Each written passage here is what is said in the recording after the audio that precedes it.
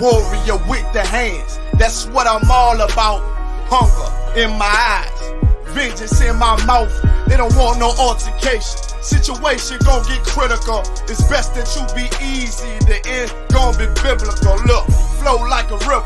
It's something like a miracle. Royalty in my veins, loyalty in my ways.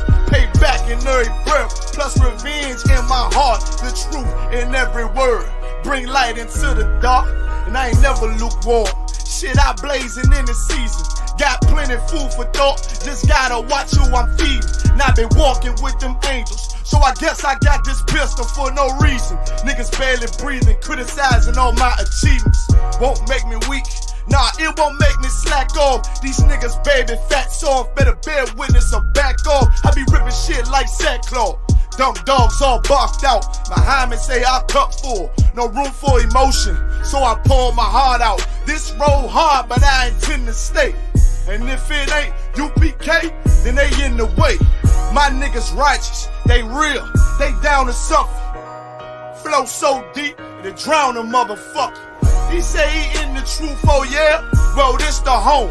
And I don't hate them brothers, I'm just too loyal to my own. Plus what they believe, hard for me to follow. No rank me, no head, and I ain't leaving this body to live and sleep in hollow. So when they ask I'm UPK, you tell them absolutely. And I ain't trimming my ways for nothing, gotta execute me. Cause I can never die with my tail tucked between my legs. Shit I be thinking, watching my daughters tucked in their bed.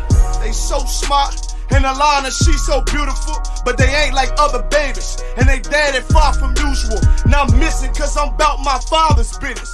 It ain't about this shit I used to do in that 98 Navy, the tan leather seats. See, without wisdom, this world make you weak. I found out that the truth was bitter, the lies are sweet. Tried everything, I guess me and Johanna had to meet. Now I make the blind see, and I make the dead speak.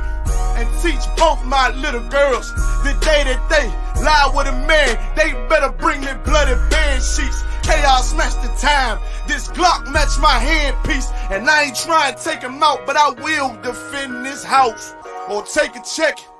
144 in that black trench on some hitman shit. She call me 47. Praying for Armageddon. Me and my soldiers dressed for the wedding. Fuck the fame. Ask why, tell them I'm loyal to the king.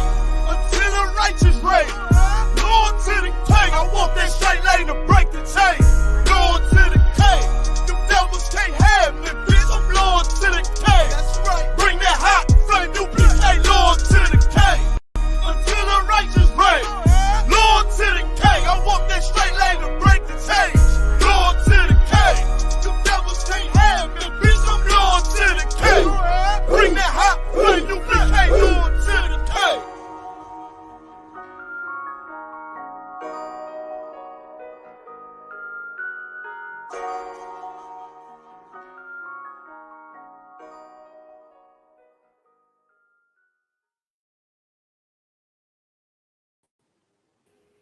Hey, Shalom, Israel. This is the Tuesday Brotherhood class. Bear with me. I believe, hold on, bear with me. All right, this is the Tuesday Brotherhood class. Also, remember, check out Commanding General Yohanna's radio show, which is, there's one Monday, 2 a.m. UK time. We also have one Saturday, 2 a.m. UK time. You can ask any question you want. Type your questions in the chat. I'm filling in for Officer Tazapa one today. So we're going to go over some Brotherhood scriptures. Eridar Shalom, Shabbat Can you hear me clearly? Yeah, I can hear you clearly. So. I can hear a slight echo.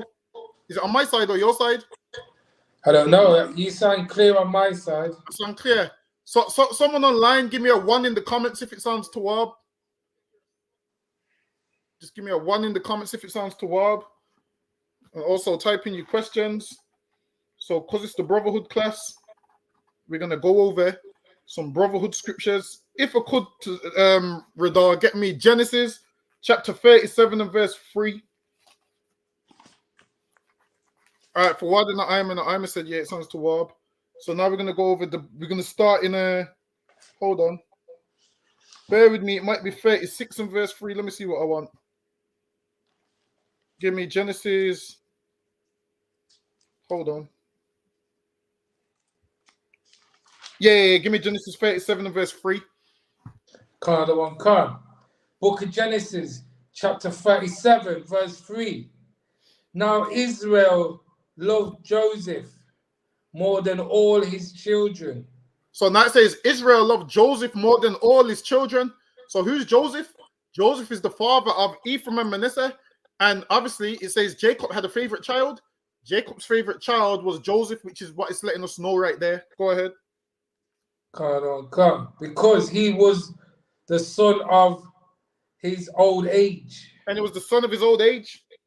So now that's why he loved that. He was his favorite child, man, and he was the son of his old age. Go ahead. Come. And he made him a coat of many colors. So now he made his son a coat of many colors because Joseph was his favorite child, and he said, "You know what? I want to make something special for my son." So now this is a father and son relationship. He loves his son, so he's made him a coat of many colors. Go ahead. Come, verse 4. And when his brethren saw that their father loved him more than all his brethren, they hated him. So now they hated him. Why? Because his father loved him more than them. Now the 11 other brothers, they hated Joseph. Why? Because Jacob loved Joseph, and they hated him, man. Which is a lack of brotherhood. You shouldn't hate your brother on no grounds, man, for without a cause. That's why the Bible says, "Thou shalt not bear no grudge against the children of Israel, or thou shalt not hate thy brother without a cause." So what they had right here towards their brother, they hated their brother without a cause, man. This is the 12 tribes of Israel we're reading about. Now they hated their brother without a cause. And now, how do you know it was without a cause? Because it lets you know right here. They hated him. Why? Because Jacob loved Joseph more than the rest of them. So they hated their brother without a cause. And now when you hate someone in your mind, guess what happens?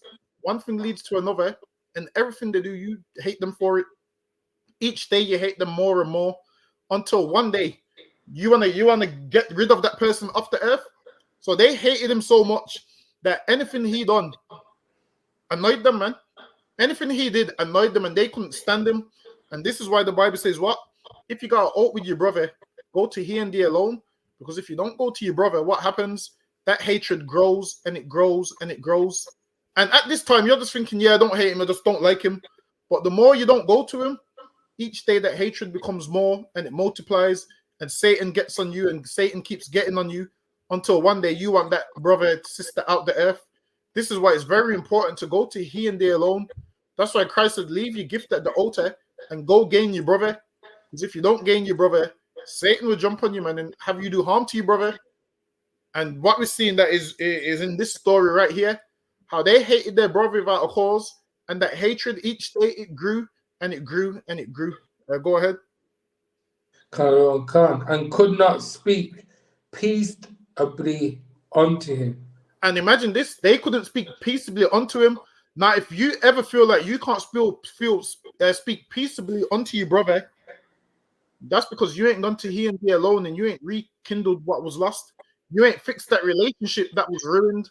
So if you got a brother and every time you speak to them and you feel like, I can't stand this person, man, this person annoys me, you need to go to he and thee alone. Then what happens? Satan starts jumping on you, and the way that you're feeling about them, you start to think in your mind, they feel that way about me. So then there's the hatred that you have for them. You start to think in your mind, you know what? It's mutual, because they hate me the same way I hate them. And that's probably not the case. So that's why you should go to he and thee alone, and you speak to your brother like, yo, man, look, man, I don't like the way you done ABC. And then they can be like, so okay, I didn't even mean it like that. And then that demon will leave, man. But if you don't go to he and thee alone, that demon will fester. And then before you know it, you're going to hate that brother, man. And that's why in the Bible it says, thou shalt not bear no grudge or hate thy brother in the heart, or suffer sin upon him. Because if you hate your brother, that's where it's leading, man, to where you wish harm on this man. You wish harm on this sister. You want the worst for them. And half the time, they probably don't even know that you don't even have an issue with them. They don't even know you have an issue with them. And to set the record straight is where you go to he and thee alone, where you both can, just dap it out and be like, you know what, yeah, I was tripping, man. Let's let that slide. So, okay, go ahead. And when the brethren saw their father loved him more than all his brethren. Oh, wait, I'm not there. No, sir. And he could not speak. Oh, yeah, I'm on 5, verse 5. Salakia. You got no, sir. And Joseph dreamed and dreamed. And so now Joseph had dreams. Now Joseph was a brother that could interpret dreams. So the Lord gave him a gift, and his gift was he could interpret dreams. And the Lord gives you a gift, and the gift that the Lord gives you, one day you're going to have to use that gift, man. Don't abuse that gift that the Lord gives you, because one day the gift that the Lord gave you, you're going to have to use that gift one day. And Joseph had a gift of dreams. And as we get further into the class, you're going to see how the Lord gave him this gift. And this gift helped him and all his brothers, man. This same gift that these brothers hated so much is the same gift that helped them survive in the end, man. Which is the reason why they even survived in the end. Meanwhile, in their mind, they're hating this brother for this gift, not realizing every gift that a brother has, you use that gift to help your brothers, man. You use that gift to gain your brothers and your sisters. Go ahead. Come. And he told it to his brethren, and they hated him yet. And now, the more. Imagine, because they didn't fix the problems that they had with him before. They didn't fix that hatred that they had for their brother before. That now when he's telling them about the dreams he's having, they hated him even more. Why? Because they didn't fix the first problem. So anything Joseph done, they would have hated him for it, man. And this is why you need to fix any issue you have with your brother or sister. Because now, anything that they do, you will begin to hate them for it. If a brother talks a certain way, you'll be like, oh man, I can't stand him. I hate him. Why? Because you ain't fixed that problem. If he walks too heavy on the ground, that starts to annoy you. Anything he does, you start to hate it. Why? Because you hate him. So now, because they already hated him, I didn't fix that problem that they had with him.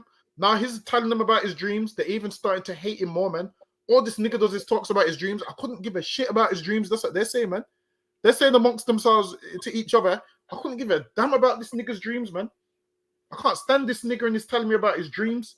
You've all been there when you've disliked someone and anything they tell you, you take it as disrespect and you dislike them and you think they're stunting on you because you already don't like them. So anything they say, you perceive in your mind that they're saying it in a certain tone and it's not even like that. So this is why sometimes you have to go to here and there alone or go to council to fix it and have a clean slate and a fresh start. Because now on that slate, you will have everything, every problem on that slate before this brother even comes to tell you about his dreams. Go ahead. Khan. And he said unto them, Hear, I pray you, this dream which I have dreamed. Verse 7, For behold, we were binding sheaves in the field, and lo, my sheaves arose, and also stood upright, and behold, your sheaves stood around about, and made I believe it's obeisance to my sheaf. So now he's telling them this dream he had, that all of their sheaves stood up and their sheaves bowed down and reverenced his sheaf. And in their mind, they're like, yo, we ain't reverencing this nigga, man. We can't stand him. We hate him. He's telling them in the dream that their sheaves made obeisance to his sheaf. And in their mind, they're like, yo, we ain't bowing down to this nigga, man. We hate him, man. We ain't reverencing him. Who does he think he is? Already our father only loves him more than he loves us. And we're mad at him for that. And now he's trying to say, what? We're going to bow down to him. I ain't bowing down to this nigga, man. I can't stand him. So that's what they're saying in their mind as he's telling them the dream. Go ahead. Come, verse 8. And his brethren said to him, Shalt thou indeed reign over us? And now they said to him, what? So what? You're going to reign over us? Because now if they're making obeisance, meaning bowing down and reverencing Joseph's sheaf, they're interpreting this dream as, yo, so what? We're going to bow down and reverence you. Go ahead. Come.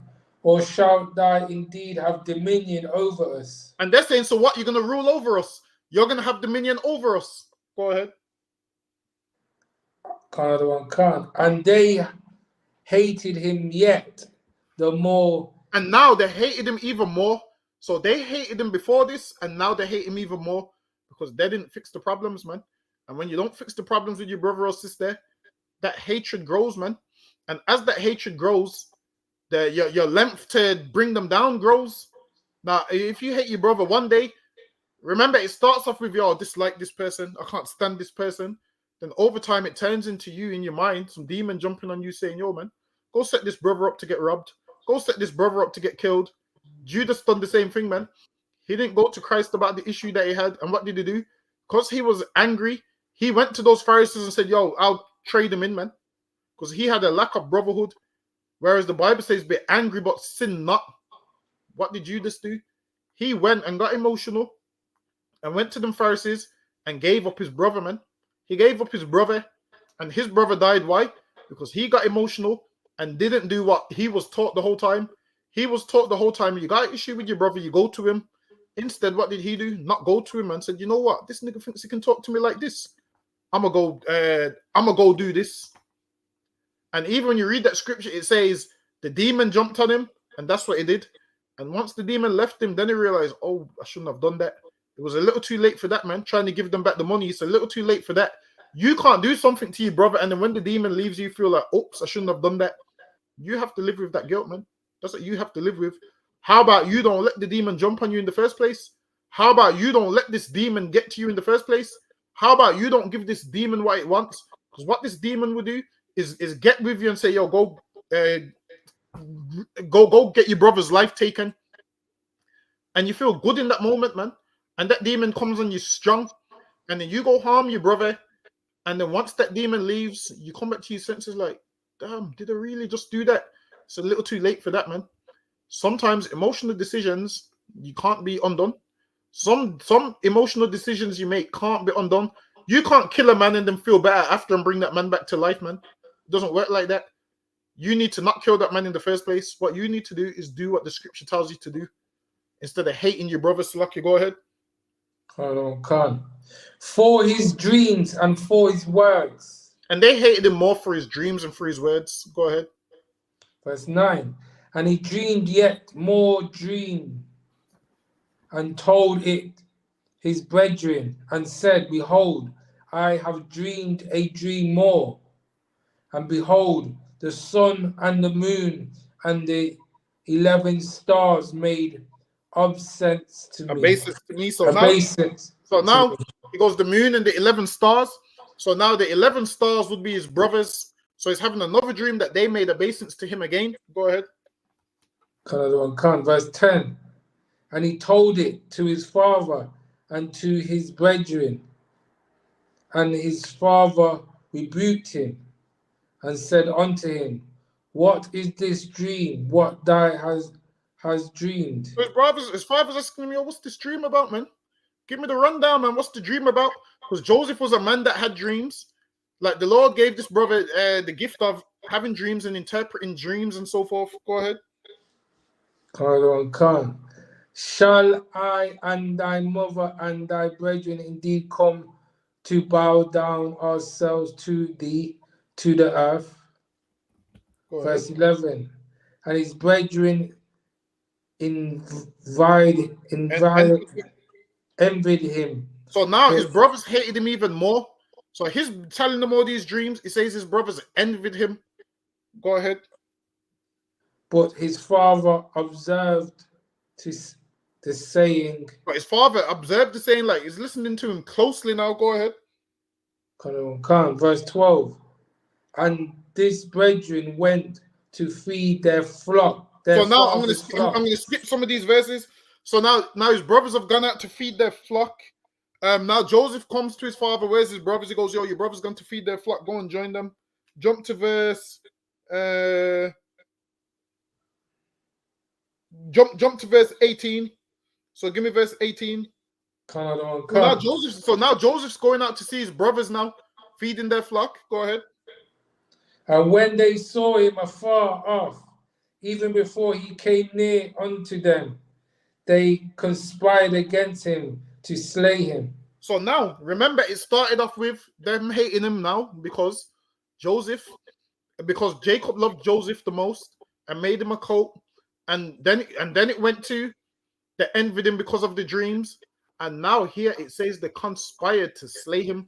See, so this is what happens when you have built up hatred for somebody. Eventually, you're gonna conspire to slay him. Now, in the early stages, it sounds crazy to you, but the more you let that demon and that hatred fester, then you're gonna conspire to slay your brother, man. And this is what these brothers was doing in the early stages. This is in the book of Genesis. This is the sons of Jacob, man. This is the 12 tribes of Israel conspiring to kill their own brother, man. Go ahead. Which lets you know they had no brotherhood. And with the Bible's so great that it tells you everything, man. It tells you about the good, the bad, and the ugly. It don't hide nothing. How we was living, it will let you know. Like with other books, they hide the wrongs that they was doing. In this Bible, it lets you know the wrongs that we was doing, man. So we can learn from them wrongs. Go ahead. They had a lack of brotherhood in the beginning, man. Because they wanted to kill their brother, which is a lack of brotherhood, man. Go ahead. Come. And they said one to another, behold, this dreamer cometh. So now they're mocking him. They said one to another, this dreamer cometh. They're mocking him, man. Like, yeah, this storyteller's coming, man. This nugget full of stories is coming. Like, they're sending him from afar off. Now, they went out to feed the flocks and left him. Why? Because they can't stand him. They don't want to roll with him, man. And now they said this dreamer cometh. So now they're mocking the brother. Go ahead. Verse 20. Come now, therefore, and let us slay him. And they said, come now, therefore, and let us slay him. So imagine they wanted to kill their brother wrongfully, man. They wanted to kill their brother wrongfully for no reason. Hold that scripture, but give me Genesis chapter 4 and verse 8. But hold this because we're coming right back to it. Come on. Genesis chapter 4, you say? Yeah, Genesis chapter 4 and verse 8. But hold that Genesis because we're definitely, we're definitely going to be going into the story of Joseph and all of that tonight. Lord, allow we got enough time. Genesis chapter 4, verse 8. And Cain talked to Abel, his brother, and it came to pass when they were in the field that Cain rose up against Abel, his brother, and slew him. Imagine, man, these brothers right here, they don't almost took on that spirit of Cain, man. Cain killed his brother without a reason in the field, man. These brothers is in the field feeding their flock, and they want to do the same thing to their brother, man. We should not have that spirit in us, man. We should not have that spirit of Cain or the spirit of Esau in us, man. We should not want to kill our brothers. Imagine Cain killed Abel. Why? Because he was jealous, man.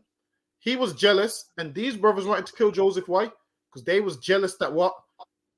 Jacob loved him and made him a coat full of colors, and he had dreams and so forth. They wanted to kill their brother, man. Now drop that. Hold the next one, but give me John chapter 8 and verse 44.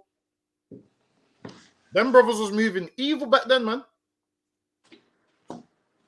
They wanted to kill their brother over what? Nothing, man. Why? Because the father loved him. Because their father loved him more than he loved them. Killing your brother is not something we're supposed to do. The white man does that, man. It's a shame to even think that we could even behave like Cain. It's a shame to think that we would even think to be like Cain. We ain't supposed to have that spirit in us, man. How do we not have that spirit in us? Brotherhood and counsel.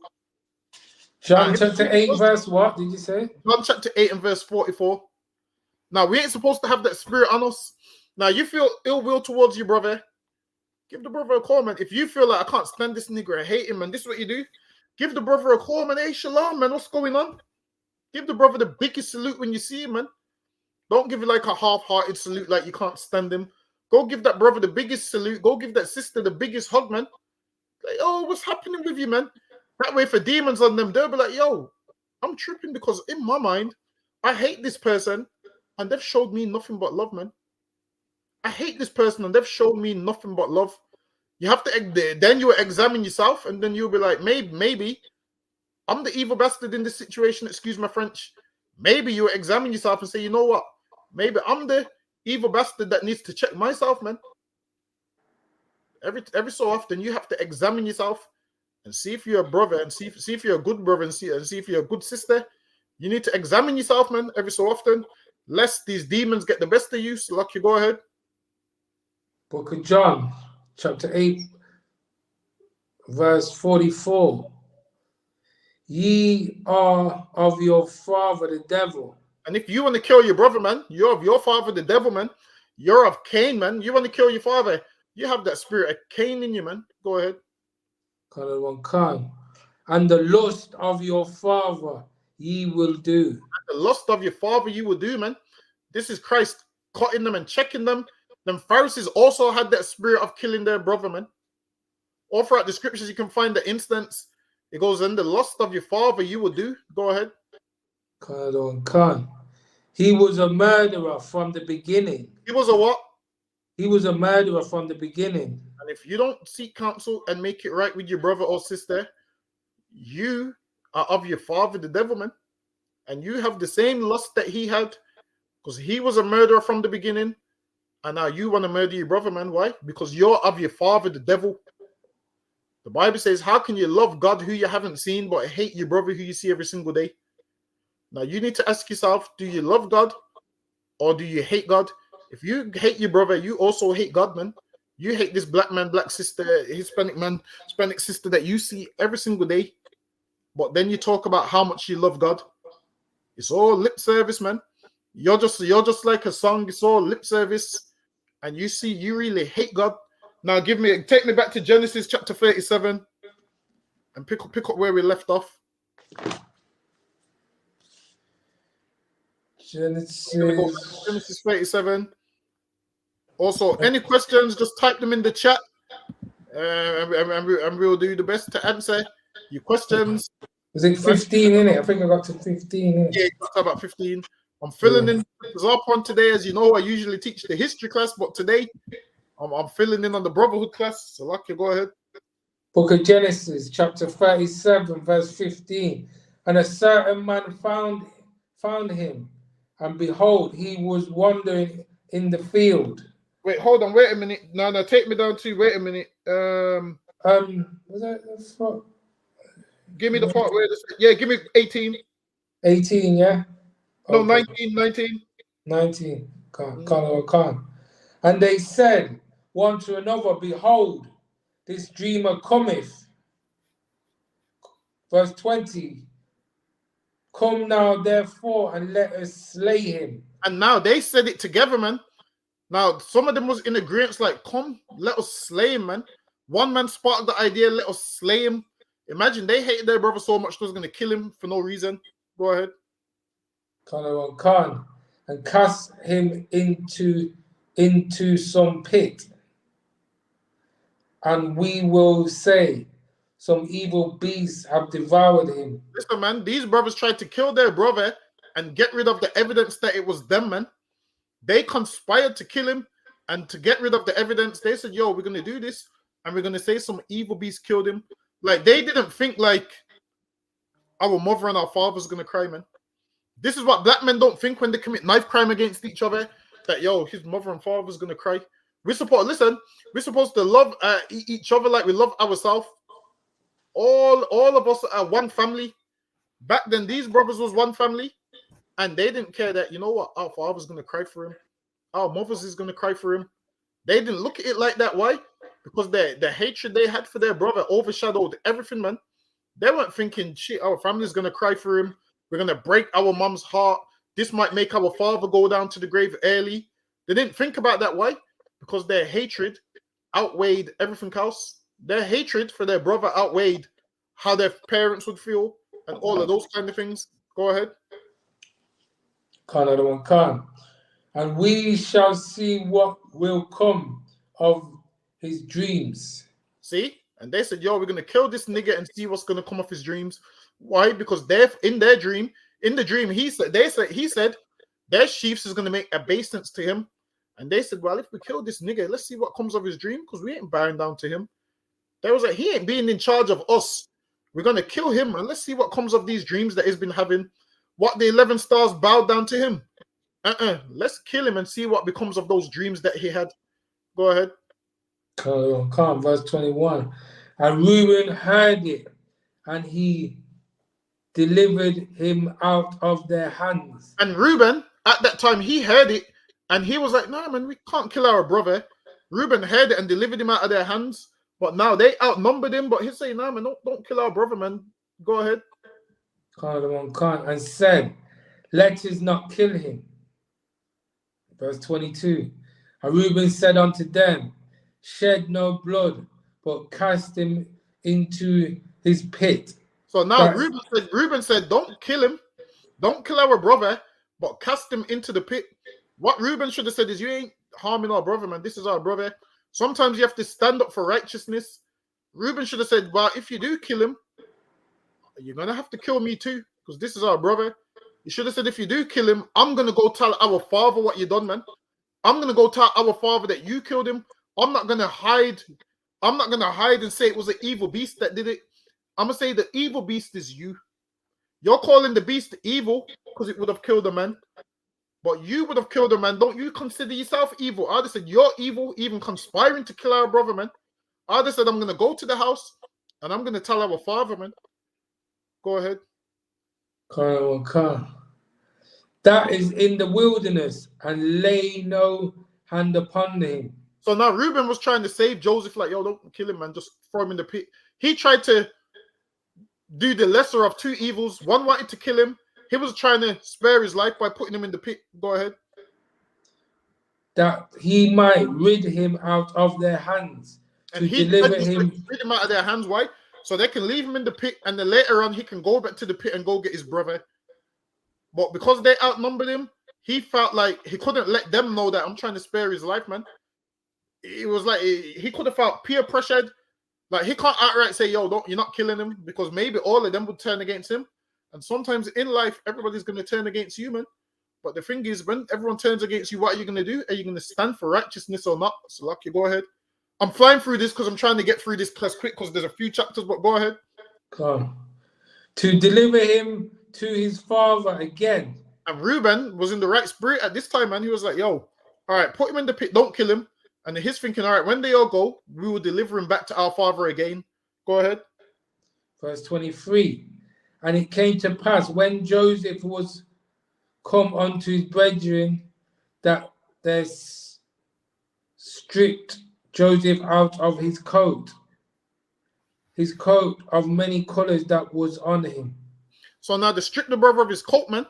Imagine they're jealous that the father made him a coat of many colors. Now they've stripped him out of his coat. Go ahead. Verse 24. And they took him and cast him into a pit. So now these brothers have come together to do evil against their brother, man. Whereas all of them should have stood up and said, yo, the first one that came up with that, yo, let's slay him. The rest should have said, yo, we ain't going to do that, man. He's a black man like us, man. We have the same father who is Israel, man. We ain't going to kill our brother. They should have stood up and said, yo, you're in the wrong spirit, man. Talking about killing our brother, man. They shouldn't have agreed with it. They should have said, hell no, we ain't going to kill our brother. Go ahead. And the pit was empty. There was no water in it. So it was an empty pit like a big ditch. Go ahead. Verse 25. And they sat down to eat bread. And they lifted up their eyes and looked. And behold, a company of Ishmaelites came from Gilead with their camels, bringing... Listen, them Ishmaelites been camel riders for as long as you can think of, man. So, okay, go ahead. Bringing spicery and blame and myrrh. Go ahead. Going to carry it down to Egypt. So they was trading with Egypt from way back then. Go ahead. Come, verse 26. And Judah said unto his brethren, what profit is it if we slay our brother and conceal his blood? Well, now Judah stood up. Now Judah said, yo, man, Judah is what? The African Americans today, man. The brothers that live in the States, who the world calls African Americans, the Judites, man. So now Judah said, yo, what profit is it to us if we slay our innocent brother, man? Did it say innocent brother? If we slay our brother and conceal his blood, meaning what profit is it us if we kill our brother, man, and hide the fact that we kill our brother, man? He's saying, what profit is it, man? There's no profit in killing you, brother. Go ahead. Come, verse 27. Come and let us sell him to the Ishmaelites. So he said, come and let us sell him to the Ishmaelites. So he suggested sell him to the Ishmaelites. Why? Because this is better than killing him. Go ahead. Come. And let not our hand be upon him, for he is our brother. And he said, let not our hand be upon him, for he is our brother, man. And we need to stop black on black crime. Why? Because that is our brothers, man. That's what we need to do. Stop black on black crime amongst each other. For they are our brothers. We need to stop hating each other, brothers, sisters, because they are our brothers and sisters. We need to stop hating each other. Now, I'm not saying sell your brother, sister to some Ishmaelites or whatever, but I'm saying we must stop hating each other, man. For they are our brothers and they're our sisters. At least he understood that this is family, man. Family ain't supposed to hurt family, man. And this is what counsels for. Surely you know what they could have done. They could have went to their father and said, yo, father, there's something in me that was making me hate Joseph. What do we do about this? Who do we speak to about this? That's what they could have done. But what did they do? They hid the fact. And they hid that hatred. They hid that hatred from their father. And now nobody knows that they hate their brother. And they let it fester and fester and fester until now they want to kill their brother. Now, if they would have said to Jacob, if they would have used wisdom and they would have went to Jacob and said, yo, we can't stand our brother, man. Yo, why you only get him a coat? What about us, man? Surely if they would have said that, maybe he could have gave them the understanding and why he got him a coat and whatnot. Maybe he could have broke it down to them. But for them to lean on to their own understanding and feel like, yo, he prefers him to us and he treats him better than us. And now you hate your brother for that reason, man. It ain't Joseph's fault that Jacob loves him more. So lucky, go ahead. And our flesh and his brethren were content. So now he broke it down to them, yo, look, man, don't kill our brother, man. Just sell him to the Ishmaelites because, you know, he's our brother and he's our flesh. And they was content with the idea. Go ahead. Verse 28. Then they passed by Midianites, merchantmen, and they and a merchant is a man that sells and trades and commerces. Go ahead. And they drew and lifted up Joseph out of the pit and sold Joseph to the Ishmaelites for 20 pieces of silver. And they brought Joseph into Egypt. So now they sold Joseph to the Ishmaelites. So the Ishmaelites paid up 20 pieces of silver for Joseph. These brothers, God knows what they done with those 20 pieces of silver. But now this is how Joseph ended up in Egypt. Go ahead. Verse 29. And Reuben returned unto the pit, and behold, Joseph was not in the pit, and he rent his clothes. Go ahead. Verse 30. And he returned unto his brethren and said, this child is not, and whither shall I go? Go ahead.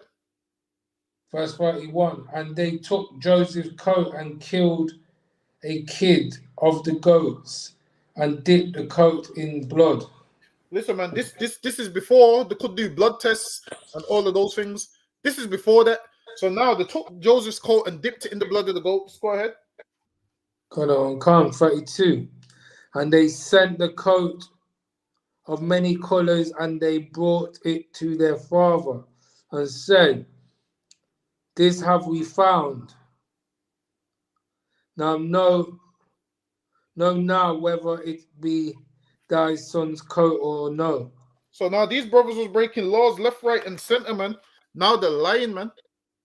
They know they sold him, and now they're lying to their father, saying, yo, is this his coat or not, man? We found this. Knowing damn well you sold him. In their mind, they wanted to kill him. So now they're going to lie to their father and make out that his son is unalived, and that's not the case. Go ahead. Verse 33. And he knew it and said, it is my son's coat. Go ahead. An evil beast have devoured him. Joseph is without doubt rent in pieces. And listen, imagine this. They made their father believe that his son was torn in pieces by an animal, man. Their brother, imagine this. The stress levels of their father. Listen, they didn't care about their father, man. Why would you want to put your father through that, man? If you loved your father, you know what you would do?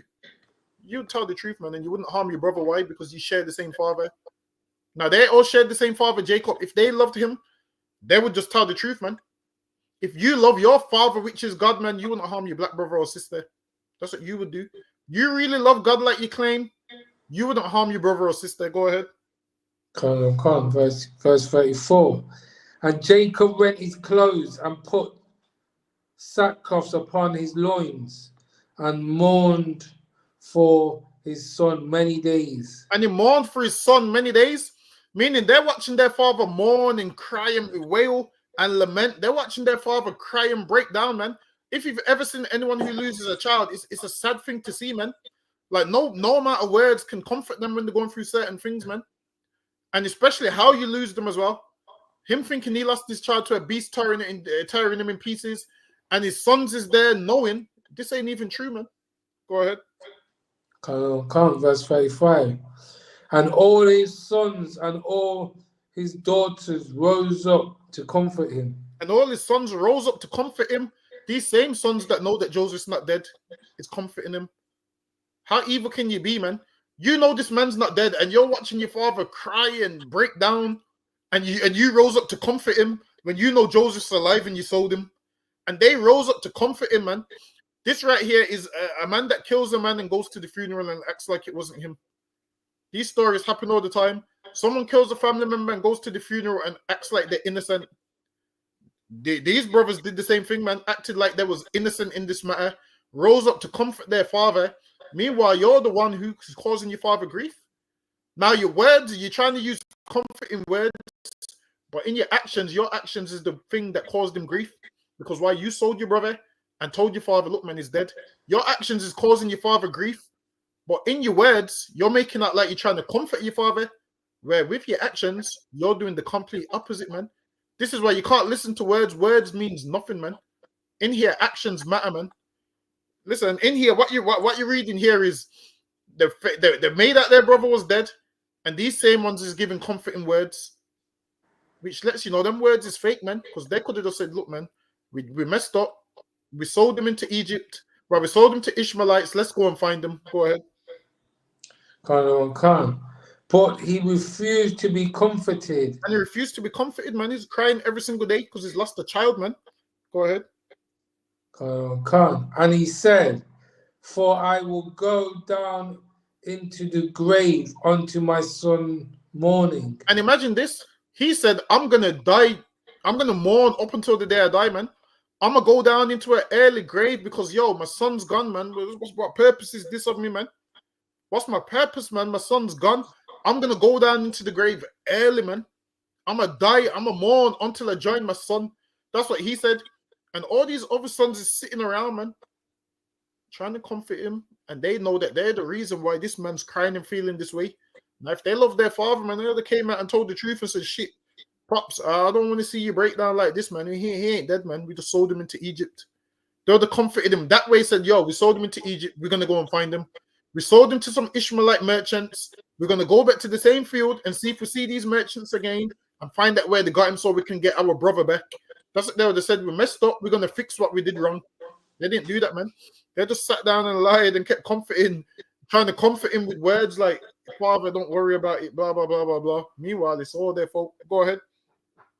Thus his father wept for him. Thus his father wept for him, man. Because that's his boy, man. So, lucky, go ahead. 36.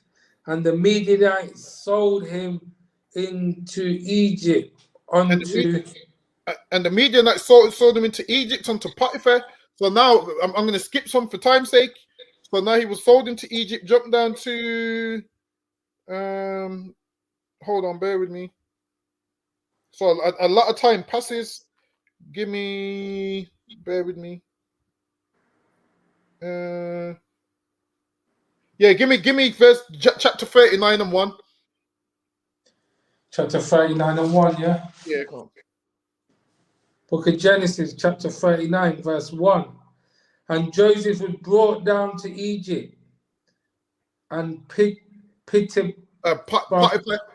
Potiphar, a officer of Pharaoh, captain of the guard, an Egyptian, brought him of the hands of the Ishmaelites. So now the Ishmaelites sold him into Egypt, and Potiphar brought him. Go ahead. Which had brought him down thither. Jump to verse 4. Verse 4. And Joseph found grace in his sight, and he served him, and made him overseer over his house. So Joseph was putting it down in Egypt, man. Joseph became overseer over Potiphar's house. Now this is before Joseph got to Pharaoh. He was in Potiphar's house, and this man made him overseer. Like they could see something in Joseph, like, oh, this cat right here. He's upstanding. He's responsible. He does what he's supposed to do. So in Egypt, Potiphar's put him over his house. Go ahead. All that he put in his hand. And it came to pass from the time that he had made him overseer in his house and over all that he had, that the Lord blessed the Egyptian's house. Listen, man, for Joseph's sake. You heathens want to be blessed. Give everything you got to an Israelite, man. That's what you do. You heathens want a blessing. Go give everything you got to an Israelite, man. And the Lord blessed that house. Why? Because Joseph was in there, man. Joseph, no matter in his condition, Joseph didn't curse God and say, yo, why am I in here? Why am I this? Why am I that? He kept his faith in the Lord, man, and kept rolling with the Lord. How did he learn about God? From his father, man. He learned about God from Jacob. Now, the other brothers, obviously, his father, Jacob taught them about God also, but obviously they wanted to go do their own thing. Sometimes you have children, sometimes you'll be in the truth, but then your children will hate the truth, or your children will be against the truth. So you can raise them right. Once they get to a certain age, they might turn around and go do a full 360 and do their own thing. Go ahead. And the blessing of the Lord was upon all that he had in the house and in the field. Verse 6. And he left all that. I'm trying to skip some for time's sake. Give me verse 7. Verse 7. And it came to pass after these things that his master's wife cast her eye upon Joseph. And she said, lie with me. So now she cast her eyes upon Joseph, and she was like to Joseph, sleep with me, man. This nasty Hamite woman's trying to have sex with Joseph. I mean, of course, Joseph's an Israelite, man. This Hamite's trying to have sex with Joseph, and she's married to Potiphar.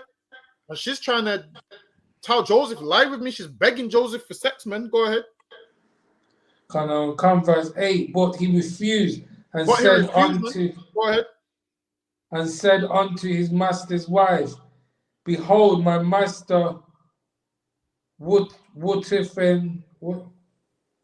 not what is with me in the house, and he have committed all that he have to my hand. And now, what's happening right there is she's trying to sleep with Joseph, and Joseph's letting her know, listen, man, you nasty Hamite, move away from me, man. I ain't trying to sleep with you, man. Listen, your husband's gave me a lot of things in this house, and I ain't gonna disrespect him, and I ain't trying to sleep with you, man. She's trying to force this man that was sold as a slave to have sex with her. And listen, everywhere black men was in slavery, the slave masters' women has always been trying to have sex with black men, man. Everywhere you go, they're always trying to do it, man. And Joseph said to her, nah, I ain't trying to do that. Slucky, go ahead. Verse 9. There is none greater in this house than I. Neither have he kept back anything from me but thee. And he goes, he ain't kept nothing back from me but you, man. Go ahead. Because thou art his wife. But thou art his wife. He's reminding her, yo, you got a husband, man. Joseph's telling her, yo, you got a husband. Joseph's being loyal to loyal. Joseph's being loyal to Potiphar, like, look, man, you got a man. I ain't trying to be messed up in that, man. You got a husband. Stay with him. You got a husband. He's reiterating to her that she's got a husband, man. He's trying to tell her not to commit adultery. Like, look, man, you got a husband. Stop doing this.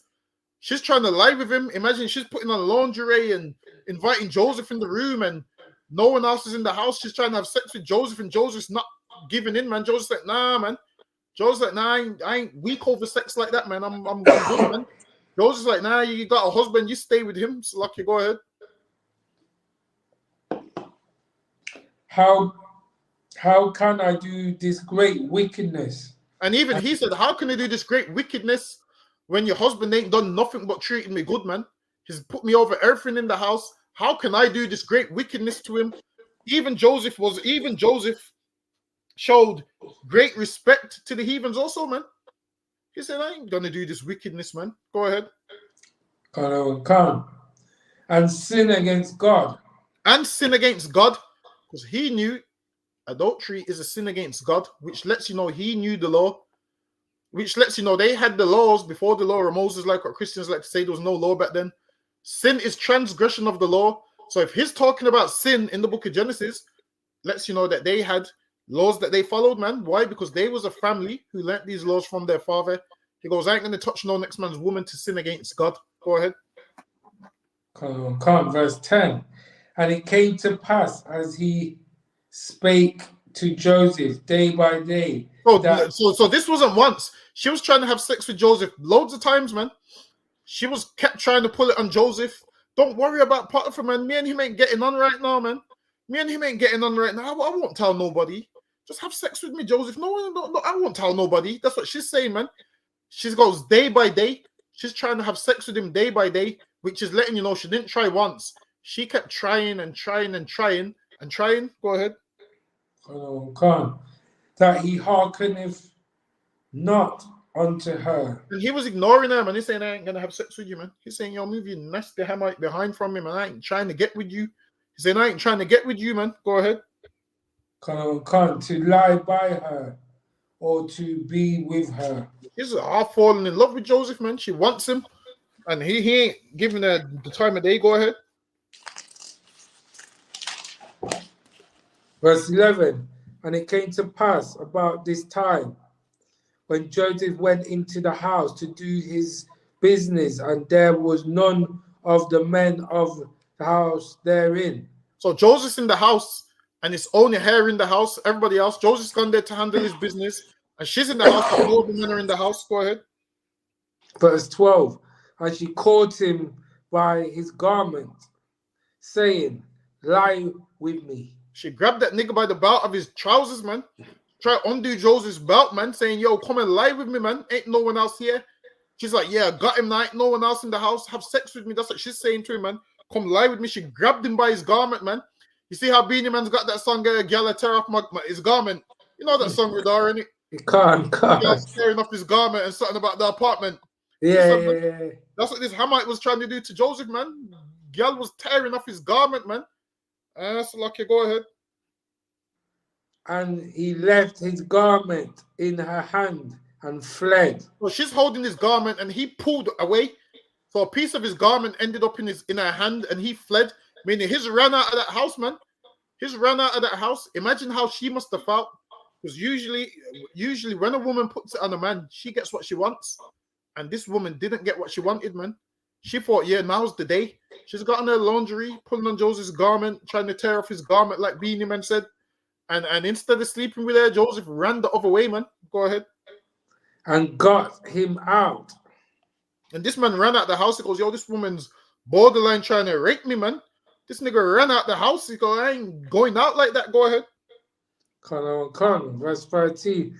And it came to pass when she saw that he had left his garment in her hand and was fled forth. So she had a piece of his garment in her hand, man, after Joseph ran out of that house. Go ahead. Verse 14, that she called unto the men of her house and spake unto them, saying, see, he have brought in a Hebrew unto us to mock us. He came in unto me to lie with me, and I cried with loud voice. And now she's trying to accuse Joseph of rape, man. Now she's lying, she's telling lies, twisting the story. Now she's saying Joseph came in unto her. Now she's like, oh, he brought in a Hebrew servant unto us. Now she's making out like the Hebrews are dirty. She even mentioned, see, he brought in a Hebrew servant. The reason she said Hebrew servant is to make it sound like we are dirty people and they're better than us. Like, why didn't she just say a servant? She said they brought in a Hebrew servant. Now this man's just a Hebrew servant. Now, guess what happens when you don't give these women of other races what they want? They call you a nigger, man. That's what she basically did right there, man. He brought this nigger into our house and he tried to force me. That's what she's saying. He brought this nigger into this house and now this nigger tried to force me and I screamed, man.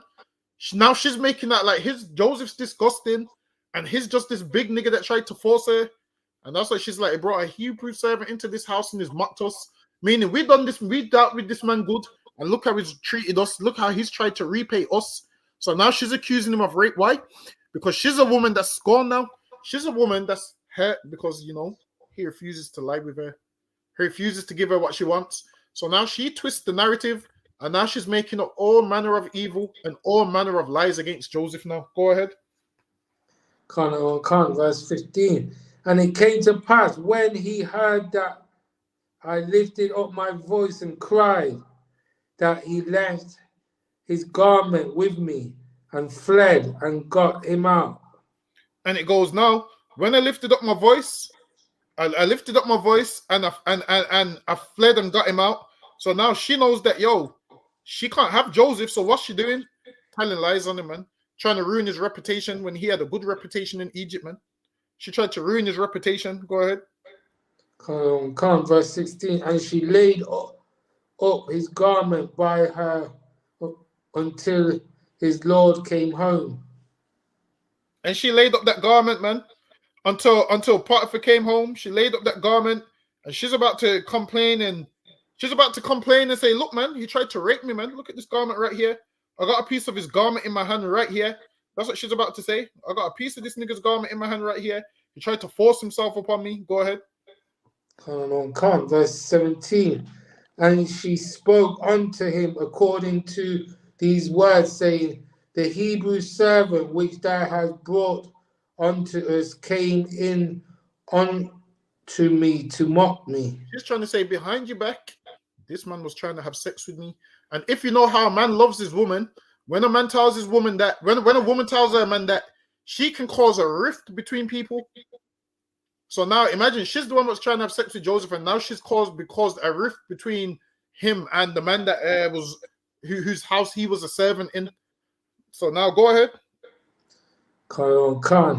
And it came to pass as I lifted up my voice and cried that he left his garment with me and fled out. She's a liar, man. That didn't happen, man. You was trying to have sex with this Hebrew, and now you then call him a Hebrew servant, making out like, yeah, he's just a slave and he's filthy.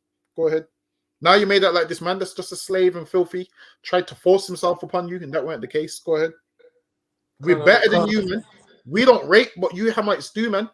We don't rape we don't rape nobody, man. We taught not to do that, man. We keep the laws of God.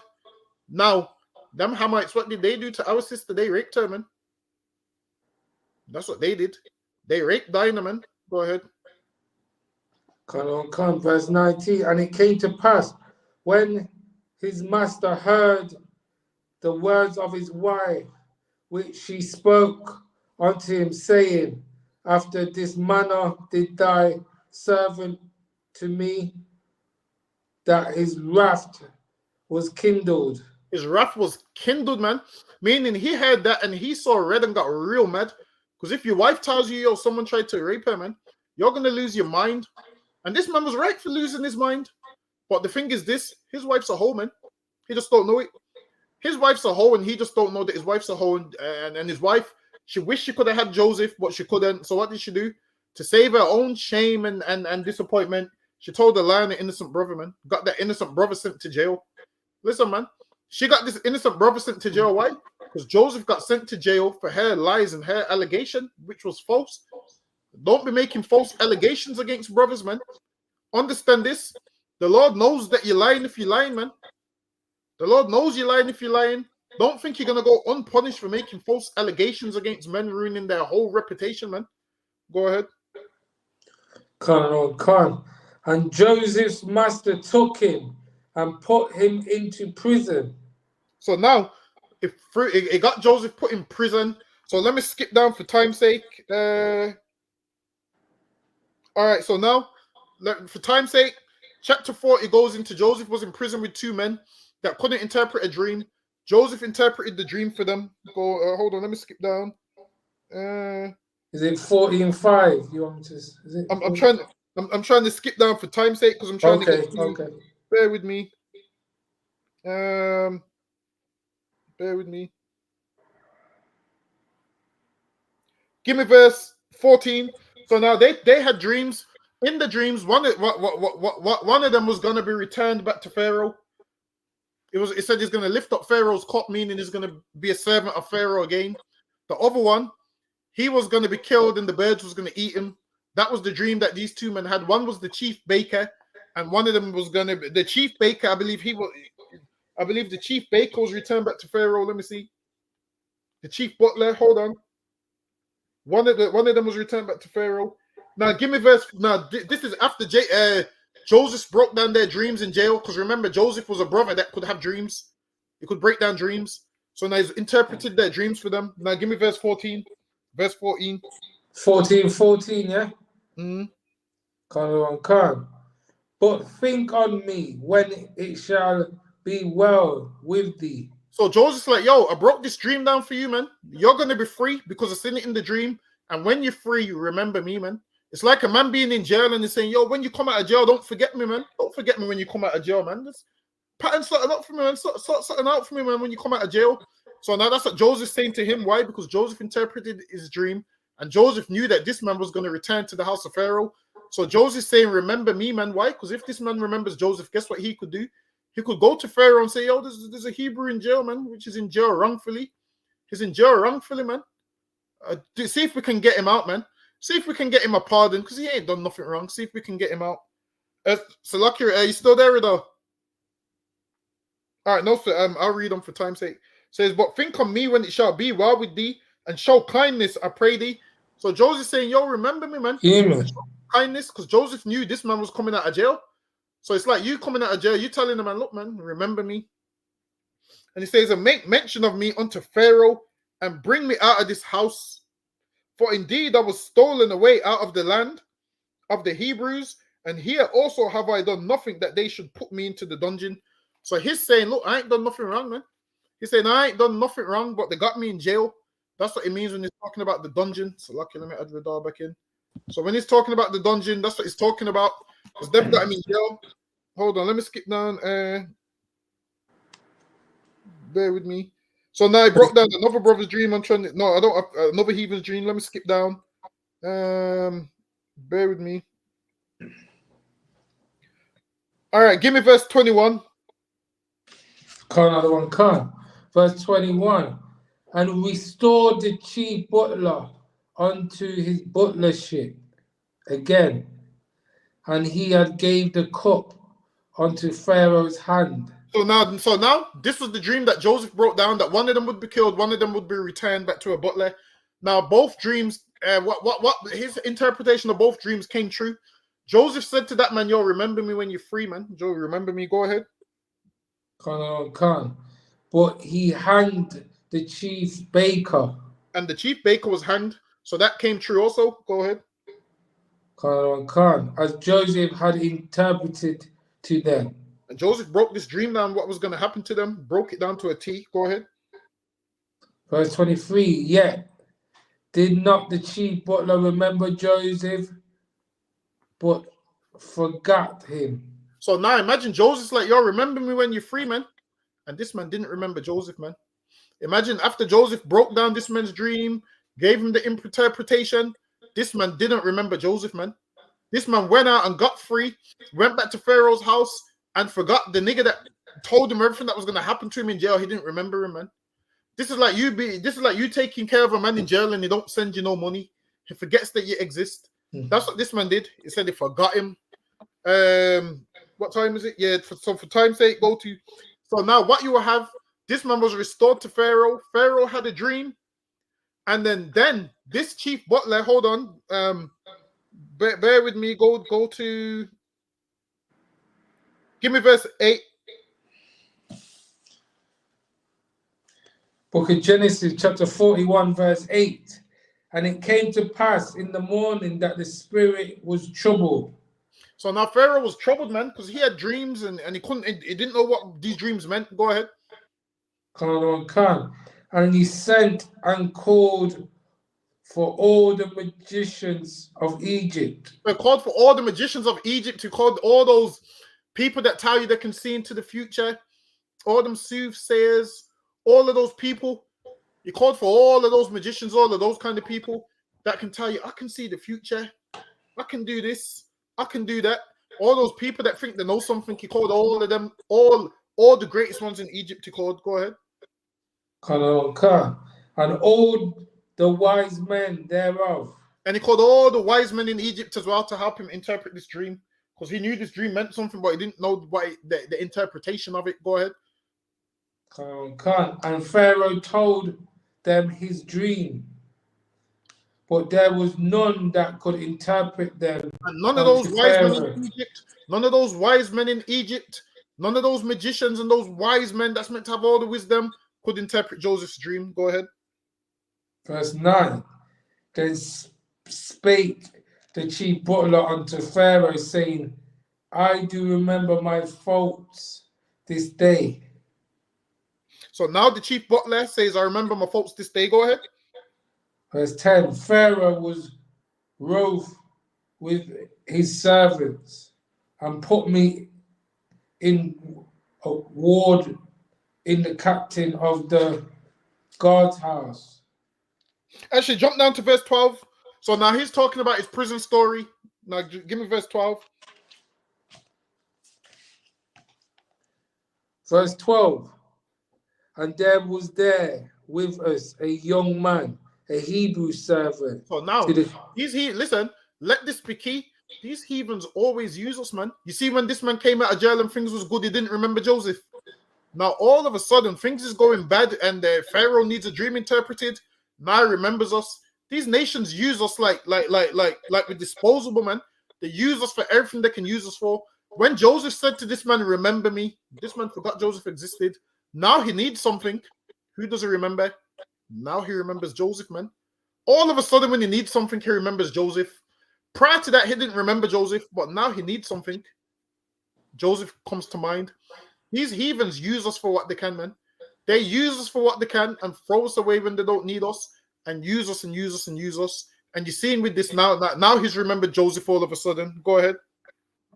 And Hebrew servant to the captain of the guard, and we told him, and he interpreted to us our dreams.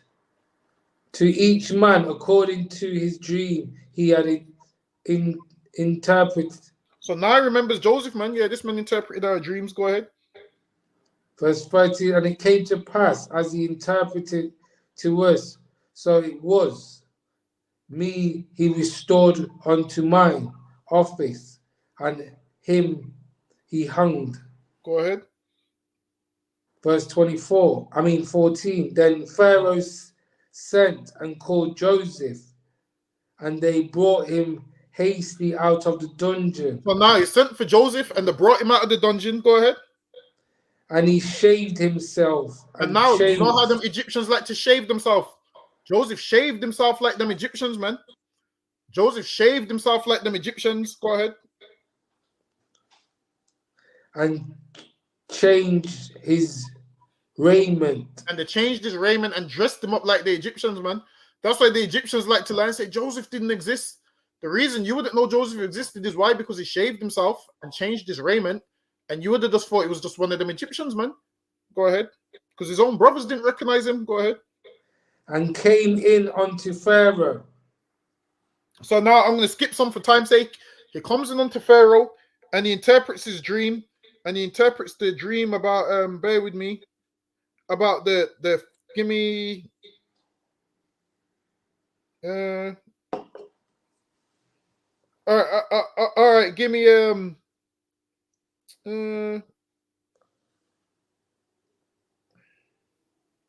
hold on. Give me verse 20. So now it breaks down that there's going to be a famine in Egypt. He breaks down that there's going to be 7 good years. And it breaks down there's going to be a famine. I'm trying to find the part that I want. Yeah, give me verse 27. Come. Book of Genesis, chapter 41, verse 27.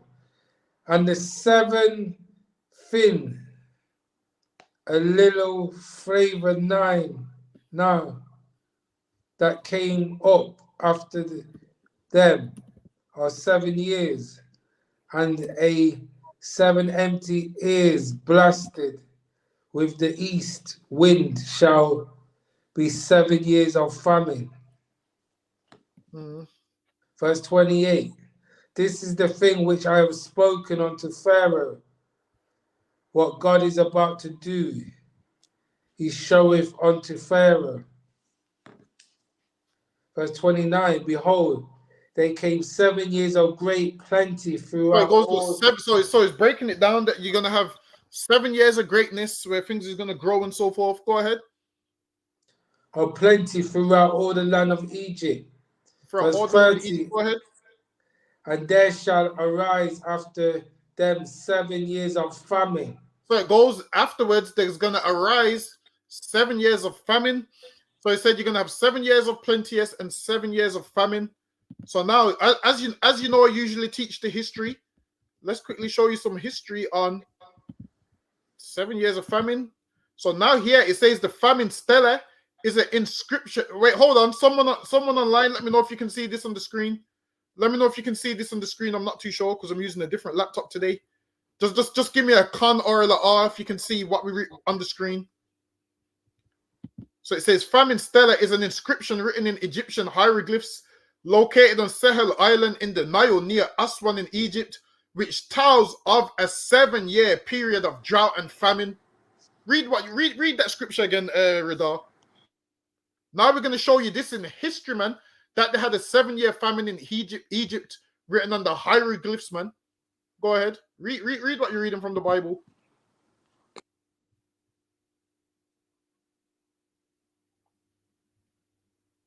It's lucky the brothers dropped out again. Hold on. Bear with me. What verse was he at? Let me read it again. Oh. Yes, lucky Radar. Read that part again for me. Which part, Salakia? The 7 years of famine part in the scripture that you had. From 27, yeah? Yeah, go ahead. Wait, hold on. Or do you want to start from 26? Give me 27. 27, Actually, yeah? hold on. Bear with me. Give me the last part of 27. Just give me the last part of 27. All right, for what they said they can see it. Most in Christ. Go ahead. And the 7 empty ears blasted with the east wind shall be 7 years of famine. There shall be 7 years of famine. So as you know, I teach the history. It's only right. I give you some history. It says the famine stela is an inscription written in Egyptian hieroglyphs located on Sehel Island in the Nile near Aswan in Egypt, which tells of a 7-year period of drought and famine during the reign of Pharaoh Sose of the Third Dynasty. It is thought that the stele was inscribed during the Ptolemaic Kingdom, which ruled from 321 to 31 BC. So they came up with this famine stela. I believe it came 1,000 years after it happened. So now, even in history, they know that there was a 7-year famine because they have it in Egypt. They have it in their hieroglyphs that there was a 7-year famine, man. Don't tell me that this Bible ain't accurate. You can't tell me this Bible ain't accurate, man. Listen, we study history along with this Bible. So, okay, go ahead, Radar. Khan. So that's how you know that famine. That's how you know that famine really took place because it's on the Egyptian hieroglyphs about this 7-year famine, man. Go ahead. Verse 28. This is the thing which I have spoken unto Pharaoh. What God is about to do. Hold on, wait a minute. I'm trying to skip some for time's sake. Give me. Hold on.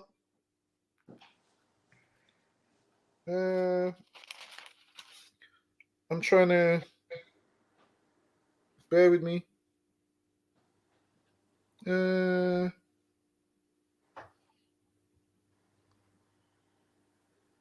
All right, give me verse 34. Khan. Verse 34. Let Pharaoh do this and let him appoint officers over the land and take up the fifth part of the land of Egypt in the seventh plenteous years, plenteous years, and let them gather all the food of those good years that come, and lay up corn under the hand of Pharaoh. So And now let, it goes store corn.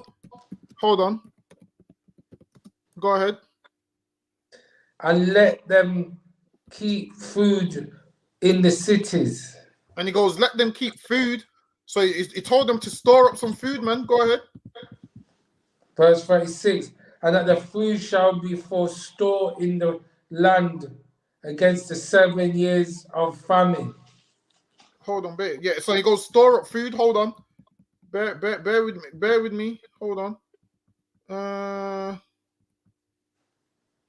Hold on. Bear with me. Actually, keep reading. Keep reading. Which shall be in the land of Egypt, that the land perish not through the famine. Verse 37, and the thing was good in the eyes of Pharaoh and in the eyes of all the servants. Go Verse ahead. 38, and Pharaoh said unto his servants, can we find such a one as this is, a man in whom the Spirit of God is? Hold on. I'm trying to find the article. Go ahead. Verse 39, and Pharaoh said unto Joseph, for as much as God have showed thee all this, there is none so discreet and wise as Go ahead. thy art. Verse 40, thou shalt be over my house, and according unto thy word shall all my people be ruled. Only the throne will I be greater than thou. Yeah, so it goes, owning the throne shall I be greater than thou. Hold on, go ahead. Keep going. I'm just trying to look for something. Verse 41, and Pharaoh said unto Joseph, see, I have set thee over all the land of Egypt. Verse 42, and Pharaoh took off his ring from his hand and put it upon Joseph's hand and arrayed him. So now this is when he's giving Joseph that position, is second in Egypt. Go ahead. Arrayed him in vesture of fine linen and put gold chains around his neck.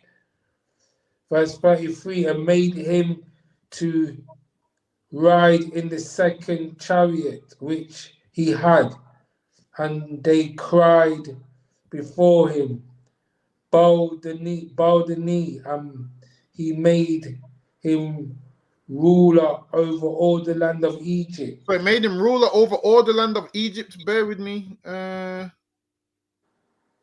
ahead. All right, basically, I can't find it, but there's a pyramid where they say that corn was stored. So they say there's a pyramid where things were stored, and that's the pyramid where Joseph used to store the corn. And then who Joseph is in history, he is Imhotep. So in history, they call it Imhotep, who was second in Egypt under that same Pharaoh. He was chancellor to Pharaoh. So in history, they will call Joseph Imhotep. So that's who he is in history. So now this is talking about the famine when they stored up the corn. Now give me verse 40, Genesis chapter 42, verse 1. I'm trying to skip some for time's sake. Book of Genesis chapter 42, verse 1. Now when Jacob saw that there was corn in Egypt, Jacob said unto his son, why do you look one upon another? Go ahead. And he said, behold, I have heard that there is corn in Egypt. Oh, so now Jacob's sons is about to go to Egypt to get some corn. And they're going to go get some corn off the same nigga that they wanted to kill, man. Off the same nigga that they hated for his dreams.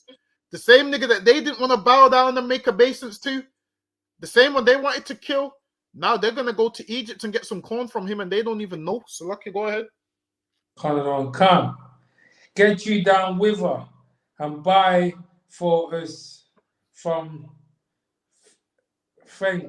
wench that we may live and not die. Oh, so now they want to live. They're gonna buy corn so they can live. But lo and behold, rewind, they wanted their brother to die, man. The same nigga that they wanted to die, they're gonna be going to him to get some corn. They're gonna be going to him so they can live and not die. Now they don't want to die, but it was okay when they wanted him to die. Go ahead. Khan. And Joseph's 10 brethren went down to buy corn in Egypt. But Benjamin, Joseph's Now brother, Benjamin was young. Benjamin was still with his father, so they all went down to Egypt, but Benjamin didn't go. Go ahead. Jacob said not with his brethren, for he said, lest peradventure mischief peradventure He mischief didn't send them because he didn't want nothing to happen to him. Go ahead. befall him. And the sons of Israel came to buy corn among those that came, for the famine was in the land of Canaan. So where there was a famine, so they had to go to Egypt to buy corn. Go ahead. Hold on, I'm Verse seeing if you 6. can skip some for time's sake. Yeah, go ahead. Khan. And Joseph was the governor over the land, and it was that sold to all the people of the land.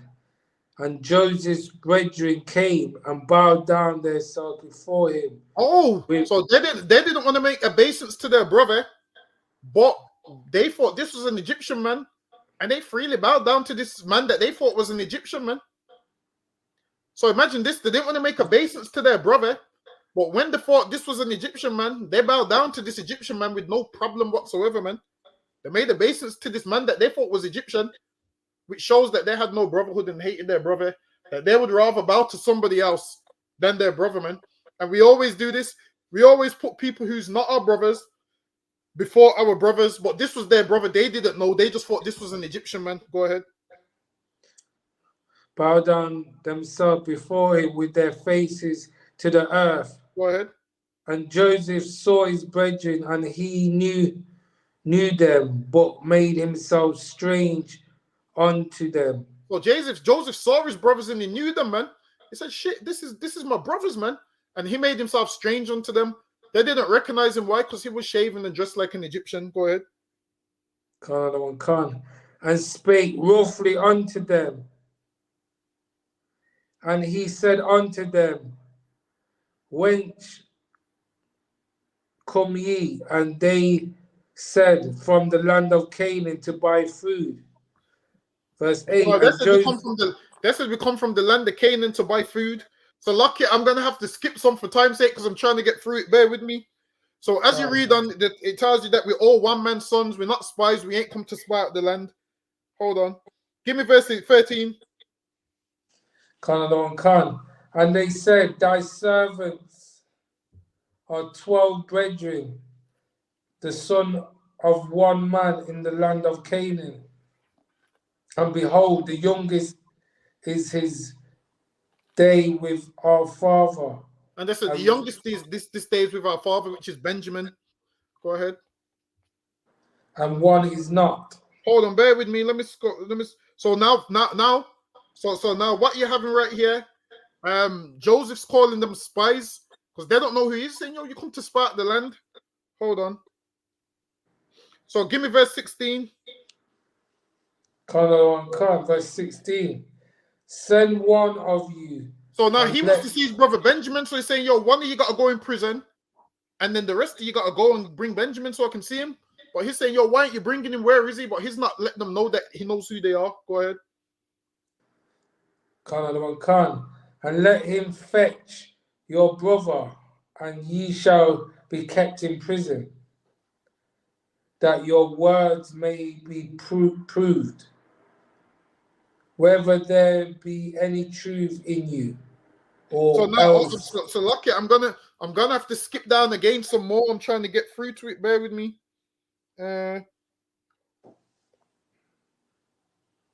Give me verse 21. Verse 21. And they said one to another, we are verily guilty concerning our brother. And now they realized, now they thought their transgression went away. And now they're in Egypt and they're like, damn, what we done back then, now we're guilty. They understood that what they done was wrong now. Now they're realizing, shit, we thought we got away with that transgression. Now it's coming back to haunt us. Go ahead.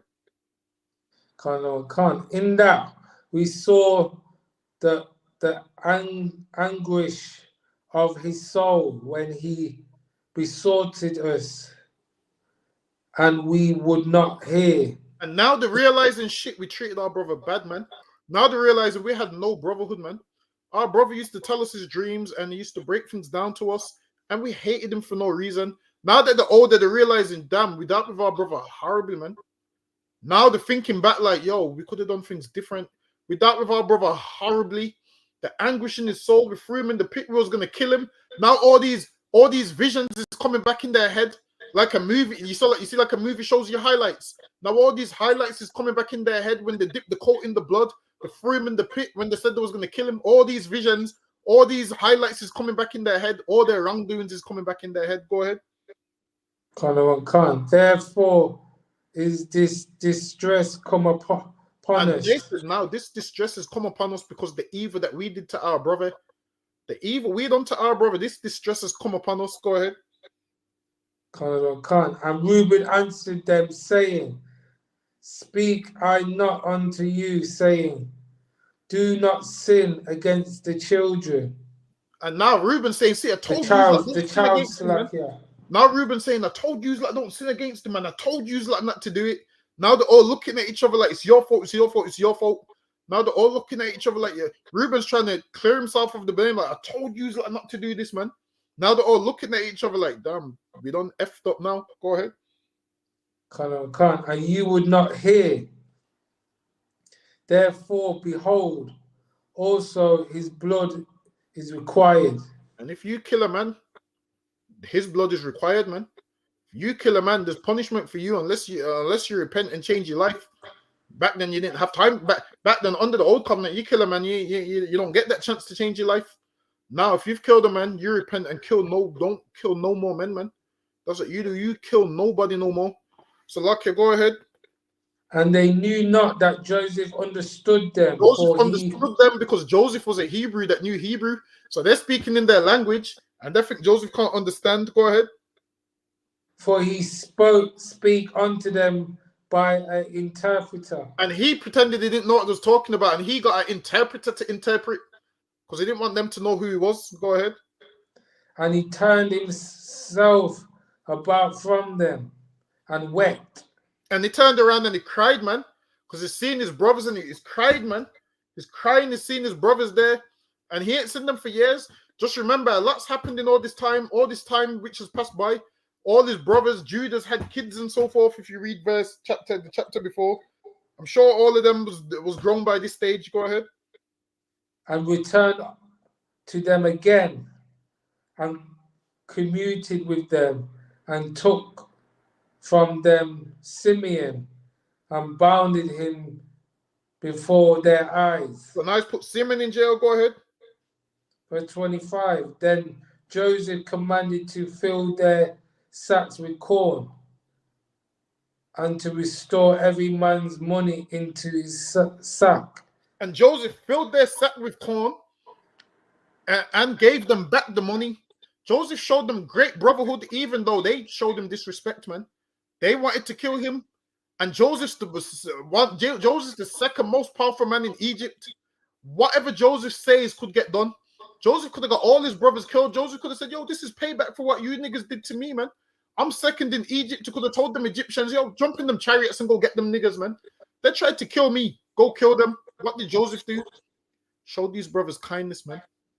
Gave these brothers corn. Gave them back their money. And he cried, man. And he didn't hold it. What they done to him, he didn't hold it against them. That's what you call real brotherhood right there, man. Listen, tell most niggas this. Most niggas ain't going to do this. You try harm me and I catch you in a setting when I'm 5 men up. Everybody else will do the opposite, man. Everyone will be like, yo, I got these men with me. I'll go get them for what they did to me. Joseph didn't do that, man. Joseph was happy to see them. And he was like, damn, my brothers, man. He had real brotherhood, man. That should have made them say, damn. Because guess what? If the shoe was on the other foot, if they was in that position, they would have definitely had him killed, man. Now when Joseph got all the power to get them killed, what did he do? Not get them killed, man. Why? Because he understood they're his brothers, man. And he understood that brotherhood meant something. He understood being a brother meant something, man. He understood sometimes a brother might do you wrong, but what do? You still do right by that brother. And then that brother will have to examine himself, man, and say, damn, I'm an evil bastard, and that man is not an evil bastard. I'm an evil bastard, and that man showed me kindness even though he didn't need to. So, like, you got keep going. And to give them provision for the way. And give them enough for the way. Hold on, let me skip down for time. Say, hey, Radar, lucky. I'm trying to get through this. Hold on. Bear with me. So now they go back to their father and they explain to their father what happened. To say that this man said, "Yo, bring your brother." Hold on. Give me verse 35. Come. And it came to pass as they emptied their sacks that, behold, every man's bundle of money was in his sack. So now they realized they still had money. I'm trying to skip for time's sake. So now the father's like, "Yo, I ain't giving you Benjamin to go back there, man. Forget that." He's saying, "Yo, I've already lost one, so I'm not trying to lose another." Hold on, bear with me. Yeah, give me verse Genesis 43 and verse 3. 43 and 3. Come. And Judas spoke unto him, saying, the man did soul me protest unto us, saying, ye shall not see my face except your brother be with you. So he goes, "Yo, look, man, unless you bring Benjamin with me, you ain't getting nothing." That's what they're telling to Jacob.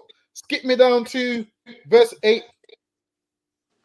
And Judas said unto Israel. So now Jacob's reluctant to send Benjamin. So now Judas steps in, man. Judas steps in and says, "Yo, let me take him, man. If anything goes wrong, blame me. I'll take the blame if it goes wrong." Go ahead. And Judas said unto Israel, his father, send the lad with me, and we will arise and go, that we may live and not So he die. goes, "Send the lad with me." Is like, "I'll take the blame for this if it goes wrong, man." He goes, "If this goes wrong, I will take the blame." Go ahead. Both we and thou, and also our little ones. Go ahead. I will be shortly. Surety is like, he's saying, "I'll be insurance for Benjamin." He's saying, "I'll be insurance. Whatever goes wrong with him, I'll take the blame for it." Go ahead. I'm gonna keep going. Of my hand shall thou require him, if I bring him not unto thee. Yeah, keep going. And set him before thee, then let me bear the blame for every. Bear with me. Verse Keep 10. going.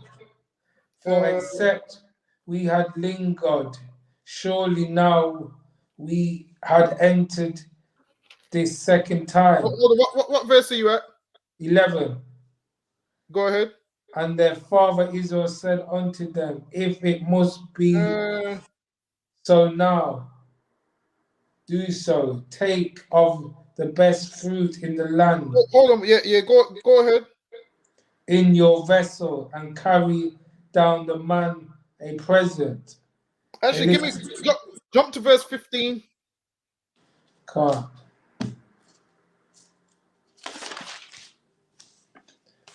Verse 15, and the man took that present, and they took double money in their hand, and Benjamin, and rose up and went down to Egypt and stood before Joseph.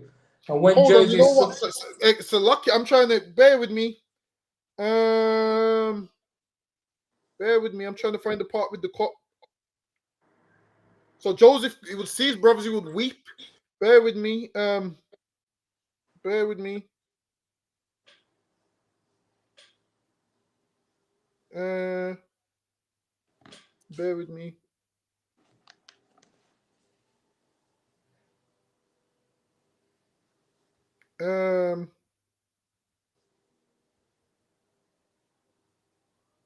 Give me Genesis 44 and verse 11.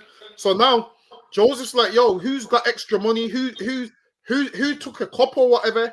He's looking through their bags. Go ahead. Khan. So lucky to everyone online. I'm trying to finish this up. So yeah, I'm trying to skip down. Go ahead. 44, chapter 44 and 11. Then they speedily took down every man his sack to the ground and opened every man's sack. And he searched and began at the eldest and left at the youngest, and the cup was found in Benjamin's sack. So now they put it in Benjamin's sack. So now, go ahead. Then they rent their clothes and So now Judah said, yo, I'm insurance for Benjamin, man. And now they found the cup in Benjamin's sack. Go ahead. And ladded every man his ass and returned to the city. And Judah and his brethren came to Joseph's house, for he was yet there, and they fell before him on the ground. And Joseph said unto them, what deed is this that ye have done? Wot ye not that such a man as I can certainly divine? Verse 16, and Judah said, what shall we say? So lucky, I got to skip down. Give me Genesis 45 and 1. Let me just finish up these verses to about verse 8. Give me Genesis 45 and 1. Come. Then Joseph came not, refrain himself before all. Then so now Joseph couldn't refrain himself, so Joseph's crying out in front of them, man. Go ahead. Imagine this is your brothers, man. Go ahead. You have to cry because you've been in Egypt this whole time. You've been in Egypt this whole time, and you see your brothers, and they don't know they're your brothers, man. He was moved with compassion, man. Especially after seeing Benjamin, man, his youngest brother's like, damn, you would be moved with compassion. Go ahead. Khan, before all them that stood by him, and he cried, every man to go out from me. And they stood, no man with him. While so Joseph sent all of them out. He cried and sent all of them out. Everyone there's thinking, I don't understand what's going on right now. So lucky, go ahead. While Joseph made himself known unto his brethren. He made himself known to his brothers, man. I'm Joseph, man. Go ahead. In the Hebrew, he said, Yavusak, man. So lucky, go ahead. And he wept loud. And he cried, man. He done that howling cry like, yo, tears, noise, the whole lot. Go ahead. And the Egyptians and the household of Pharaoh heard. And they all heard that cry, man. Go ahead. This is I ain't seen you in a long time cry. This is yo. This is one of those kind of cries. Go ahead. And Joseph said unto his brethren, I am Joseph. Do my father yet live? And he said, yo, I'm Joseph, man. Is our father still alive? This is a time when there's no internet. He don't know if his father's dead or alive. Go ahead.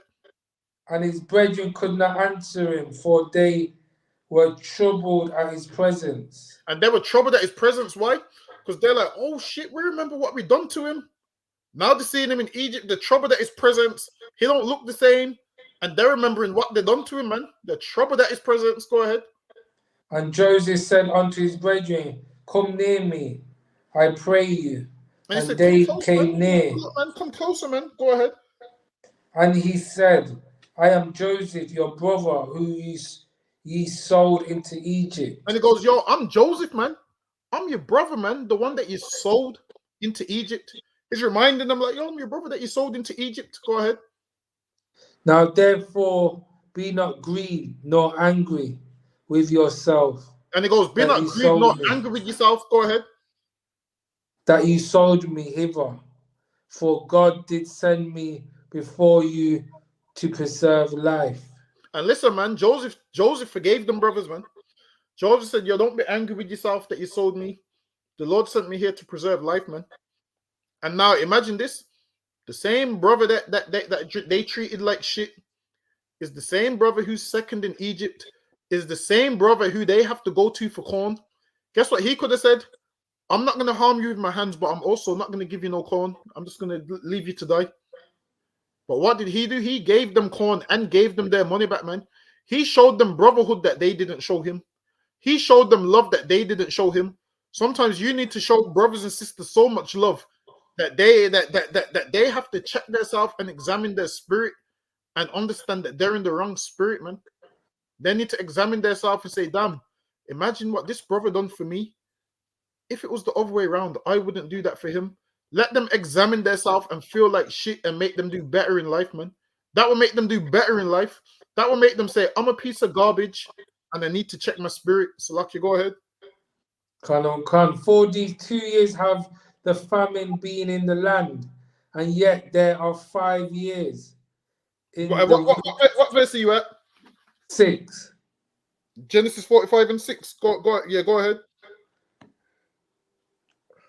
For these 2 years have the famine been in the land, and yet there are 5 years in the which there shall neither be earing nor harvest. So now he's in Egypt now. There's a famine everywhere else. And his same brothers that sold him, they have to come to him for corn, man. Always remember this. Be mindful how you treat people, man, because you might need them one day. Be careful how you treat your brothers and sisters, because one day you might need them, man. Don't be treating people like garbage, because the same people you treating like garbage might be the very same people that you have to go to save your life, man. How about we treat each other with love and respect, man? How about we treat each other good and better than we treat each other? How about that, man? Go ahead. And God sent me before you to preserve you a posture. So now imagine if Joseph said, I ain't helping none of you niggas, man, because look what you like did to me. Imagine if Joseph said, look what you like did to me. Joseph saying now, look, man, the Lord sent me to preserve you. Go ahead. A postility in the earth, and to save your lives by a great deliverance. And it goes to preserve your life from a great deliverance. Go ahead. So now it was not you that sent me hither, but God. Go ahead. And he had made me a father to Pharaoh. Go ahead. And the Lord of all his house, and a ruler throughout all the land of Egypt. And he goes, it's made me. So now Joseph's telling him, listen, man, yo, you see how I'm second in Egypt now, man? Now, with that power, Joseph didn't let it get to his head and mistreat his brothers, man. He treated his brothers good. Now, go ahead. Haste ye, and go up to my father, and say unto him, Thou sayest thy son Joseph, God hath made me Lord of all of Egypt. Come and he goes, down. Yo, go tell our pops that, yo, I'm alive and I'm second in Egypt, man. He goes, tell him I'm second in Egypt. What verse you at? Verse 9. You know what? Give me Exodus 22 and 21 real quick. Exodus 22 and 21.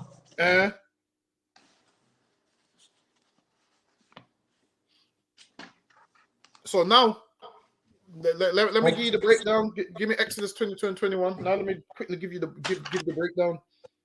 Book of Exodus, chapter 22, verse 21.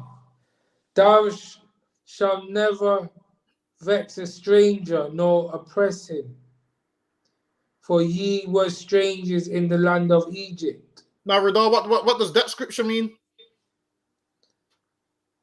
Basically, thou shalt neither vex a stranger. Is it basically because no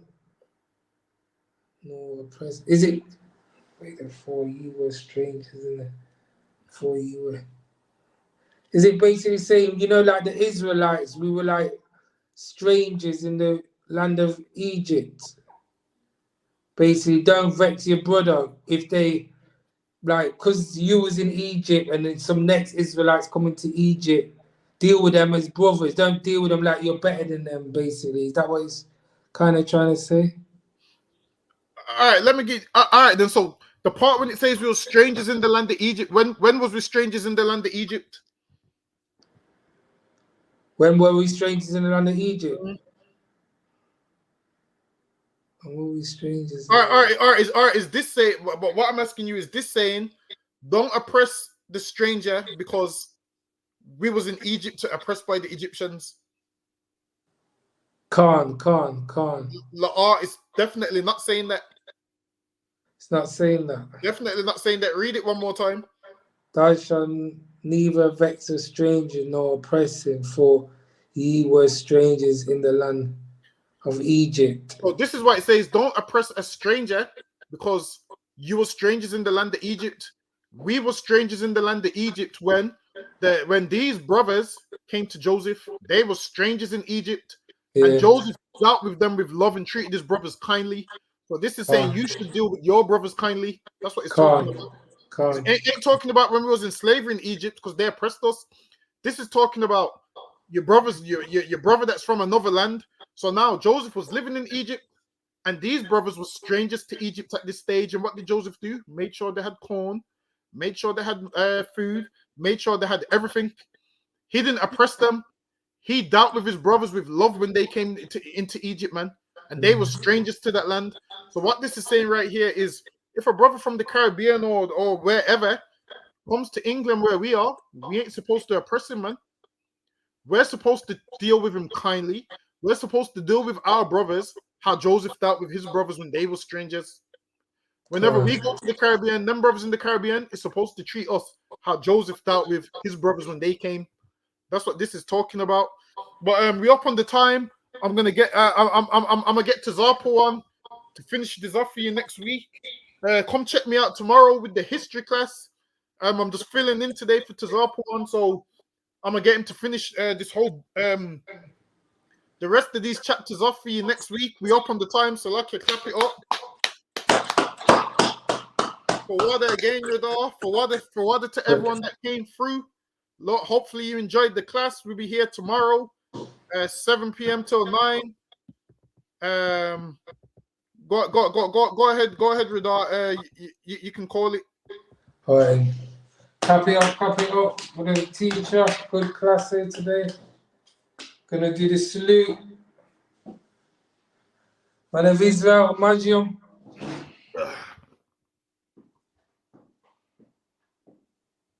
Go ahead. Magium Shabbat. Magium Shabbat.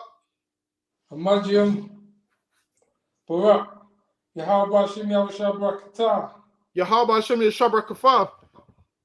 Yahweh. Are we gonna give the daddy, or we're gonna give the? Yeah, we're gonna give the sisters one courtesy salute as well. We're gonna give the sisters a courtesy salute. Hamajium Shabbat. Hamajium Barak. Yahweh Shema. Yahweh dismiss. All right, for Wada again, Radar. For Wada Israel, thanks for having me. I'll see you all soon, Lord Allah. Thanks for having me. I cover the Brotherhood class. Shalom, Israel.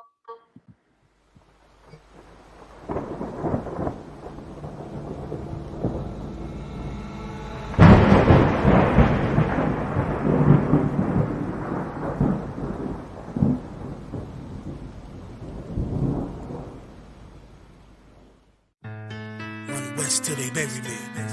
I'm one West till they bury me. I'm one West till they bury me. I be one West to the death till they bury me.